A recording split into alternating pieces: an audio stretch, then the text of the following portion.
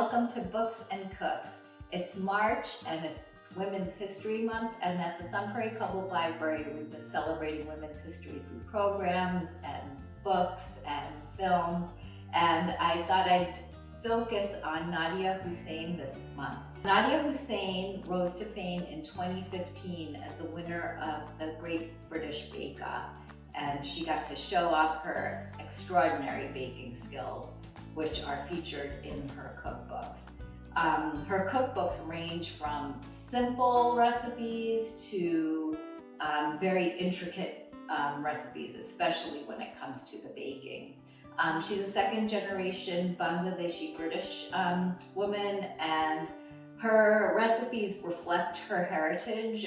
So there's a lot of Bangladeshi-inspired recipes, but she also pays homage to her British roots, and so there are a lot of traditional British recipes. She also obviously has her own tastes, and she brings those into it that have no South Asian or British influences. So that's what I really love about her recipes. She really brings in her own personality into them.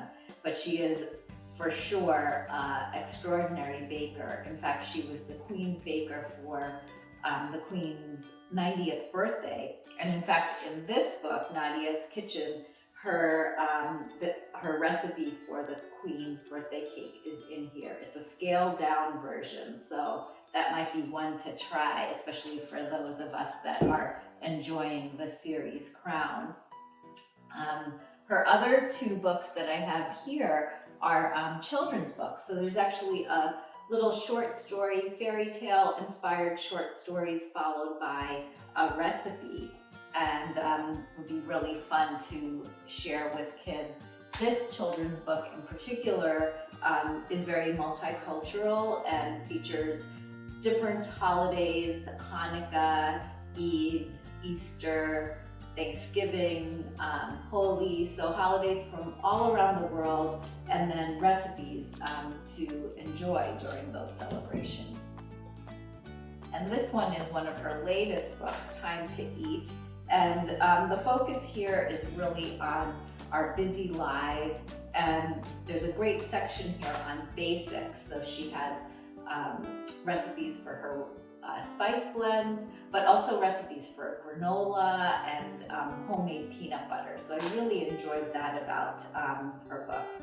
But for today, I decided to make Palmiers, and I chose to make Palmiers because they're featured both in her recipes for adults and her recipes for children.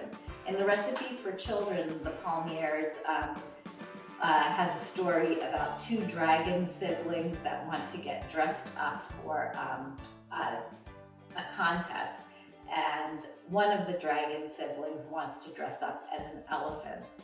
And for the ears, they, instead of a costume made of fabric, the father dragon actually bakes cinnamon palmiers, or otherwise known as elephant ears. And the little dragon wears the palmiers as her ears for the costume. It's an adorable story.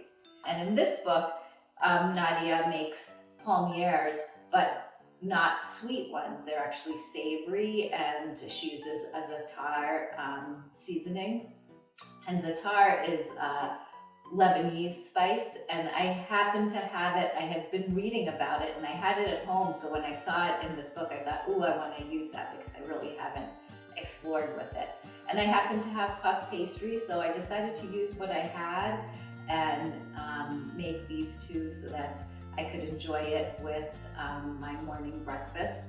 And because it's just me and my husband, I scaled down the size of the palmiers. So they're mini elephant ears or baby elephant ears, so that we could have a little of each, the cinnamon sugar sweet ones, as well as the za'atar lemon savory ones. So I hope you get to explore Nadiya Hussain's cookbooks.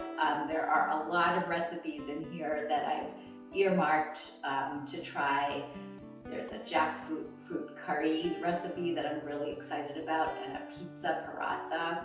And there's several fish recipes in here which look really fabulous. And and I might be brave and even try the Queen's cake, but there's one cake in particular that I've got my eye on. It's called a ras malai cake, and ras malai is a very traditional Indian dessert, but she turns it into a cake. So I think there's so much to explore, so I'm excited to dig in and try even more recipes. So I may come back in for a future Books and Cook with some more recipes from Nadiya. I hope you enjoy. Thank you.